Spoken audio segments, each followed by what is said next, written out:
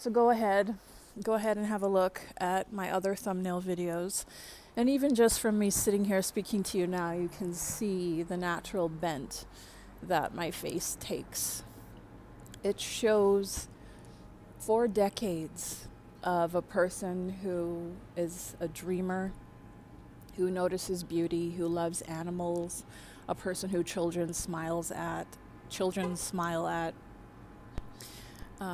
a person who can sit in a room, hear herself breathing, and be quite amused. You can see that. You can see grief. You can see empathy, softness, depth. But this does not help me in day-to-day life. This is something that I would love and that I bring to my personal relationships and occasionally to work with clients. It's something I bring to my writing. Some of you are new to my channel. Hello, this is my second channel. I have a main channel, but I also write books. And you can find those all in the links below. I love the poetry of living things, of the interaction of light with matter. And you can kind of see that. And if I'm not careful, everywhere I go, people are just drawn to me. They want to talk to me. They want to, and a lot of times it's good. Like they want to give me stuff. I get upgraded on everything. I went through this one phase where, and this is how I usually dress. I have got some little leggings. Okay. Like I'm not out here looking like a CEO, but I went through this one phase. It was probably about 6 months long, where every time I went to a cafe in Edmonton, somebody would come up to me at some point and say, "Are you the owner?" Me. So I go through these weird stages in life that make me think that there's something going on in this reality. Maybe that was like one level of the video game of my life. I went through this one crazy stage where, and this was after, or was this before or after? I think this was after my heart attack. Little children, and they were always around like 2 years old. They would notice me even from a distance, and they would start freaking out like, "Hi, hi," and they would start getting excited. And there was so many times like the parents are holding them and they're like looking around to see who I am, and I'm just like, sorry, I don't know. There was this one time I was in the dentist office and I walked in to sit down and I saw a kid around that age, and I'm like, I wonder if it's going to happen again. I sit down, I'm just looking at a magazine, and I start hearing like, huh, huh, huh, like a kid, right? And I'm like, oh no. And I look up and there's this little 2-year-old girl. She's going, and the mom's like, are you, and she's like looking at me. She's like, do you know I'm like, no, I don't know your kid. I'm like, did your kid watch a TV show with a character that looks like me or something? And she's like, no. Because I'm like, it's been happening a lot. I had this one crazy story.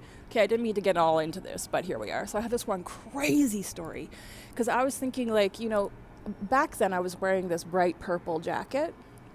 And you see me, I got big eyes, I have large breasts, I have, a big smile. I think that children just respond to that. But there was this one time I was sitting in my SUV in a dark parking lot. I had a black toque on. I think I probably had like no makeup, and like it was kind of hard to see inside, like I could have looked like anyone from a distance.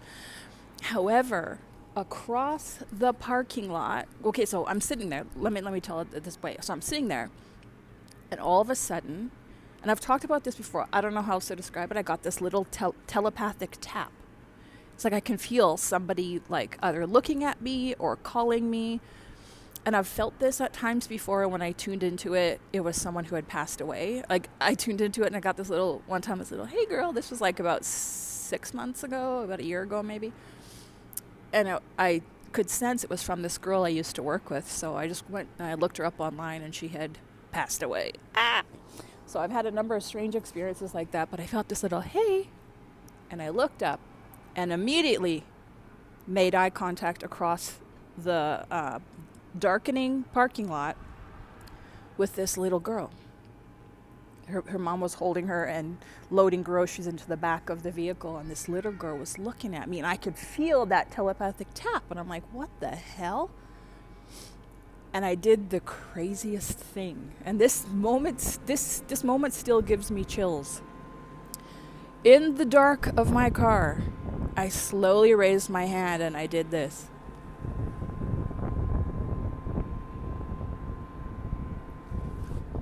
And that little girl did it right back to me.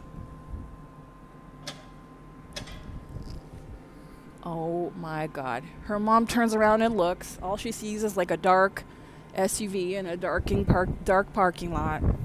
They drive away, but that was still one of the craziest moments of my life. So all of this to say that I have some kind of good energy that people notice, even when it's dark out and you can't even tell that I'm a woman inside the vehicle. So one thing I learned in Mexico was how to look intimidating. And I never would have thought that I would need it in my hometown here in Edmonton. But since I have been back, I have been stalked, harassed. I've had to file a police report. I hate doing that. There was probably another time when I should have done it and I didn't. Yeah, so I've been harassed and stalked and felt in street danger more in Edmonton in the past 3 months than I ever did with 4 years in Mexico. But in Mexico, I was just so happy and so excited to be there every day. I felt kind of self-conscious because people were staring at me all the time. And I'm talking like sometimes even open-mouthed staring, like, right? Because they never saw anybody like me before, right? I lived in a small city. Maybe they saw someone like me on TV. As some of you remember that story from my neighbor who was like, what did he say? I have it in my Dating Men in Mexico video on my main channel. He's like, I love your skin or whatever. And I was like, have you ever seen someone with skin like mine? He's like, yeah, I saw it in a slave movie on TV. It looks so nice. My friend from martial arts, her and I were walking, and she's like, you keep smiling at people. And like, I wouldn't like, yeah, I would. People would walk by and I would do like, like, or like, hi, or like whatever. And she's like, that could be seen like by these men as like an invite to talk to them or like flirting or something. And I noticed that the women in Mexico, they just look miserable and intimidating all the time. There was this one time when I was walking down the street. There was this, beautiful young lady sweeping out front of her business. She had the worst look on her face. And I walked by, and because I made a noise, she looked up at me with this hideous look, and I smiled at her, and she went, it just like instantly broke, and I was like, what the heck? But then I started realizing that when I learned to not look sweet, approachable, and I took on an era of being intimidating, looking mildly irritated and dissatisfied, that people didn't come up and try to scam me, that men didn't come up and try to get close. And when they do that, when they get close to you, they're going to grab you. I got grabbed a couple of times, on the street. They're gonna try and touch you, cop a feel. So I kind of learned, one thing that really helps me is sunglasses. So I just got these massive sunglasses to put over top of my glasses, and then you just keep a neutral face. But even like, walking quickly, walking with a purpose, keeping your head up, and you want to keep your head on a bit of a swivel. You don't want to be looking around, but you kind of, you keep your eyes moving from, as you're going around, you're looking up, you're looking down, you're looking around, but you're also kind of fixed on the direction of where you're going. And you also kind of want to look a little bit irritated. You can just see that?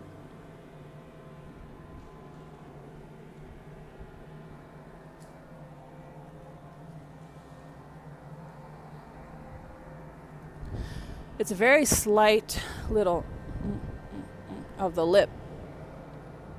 And you don't want to be squinching your forehead because we don't want wrinkles, ladies. So you don't want that, but you can kind of angle your face and you can kind of shape your brows so it looks a little bit like you're a bit angry, and it's kind of cute. You got to be careful though, because some guys do find that attractive. However, those are the kind of guys that I like. The kind of guys that are, a little bit scared of me, and I think it's so cute. That's why, I don't know, I've been noticing that my attraction has been changing. I went on a date recently with the second biggest, scariest redneck I've ever met in my life. And I'm writing about that in my current book. I set a deadline to myself that I need to finish these books on men and on sex before the end of August, or I'm going to abandon them. Like, I have not put a deadline on my writing, and so I'm just like reminiscing and going on and on, but these need to have a deadline. So anyway, yeah, I used to like men that were scared of me. Now, I don't know, I'm being so bad. I'm just like, these kind of little bit dangerous guys are a bit more appealing to me. I'm not dumb enough to get involved with them or to go anywhere with them or to meet them at night or let them know where I live or anything like that. But I'm starting to get a little bit curious because, in the past, the guys I was with were cowards. They had other traits that I liked, like being reliable, responsible, good credit scores, good-natured, calm, etc. But they were cowards, and we're heading into a time where the brave will prosper. A person like me, I'm a very brave person. And oftentimes they wanted to outsource their bravery to me. They admired that bravery in me. And I can't hold a man's bravery. You know what I mean? Anyway, this has kind of gone on. Let me know your thoughts below. Thank you so much for subscribing. Hey, to all my new subscribers. We talk about everything about life here. So let me know if you have any questions, any similar stories, and I'll see you again soon.